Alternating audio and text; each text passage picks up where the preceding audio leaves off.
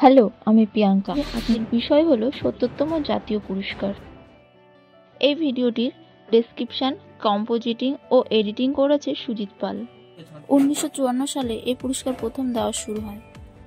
প্রতি বছর এই পুরস্কার নিউ দিল্লি বিজ্ঞান ভবন থেকে দেওয়া হয়। রাহুল রাওয়েল ফিচার ফিল্মের বিচারক ছিলেন।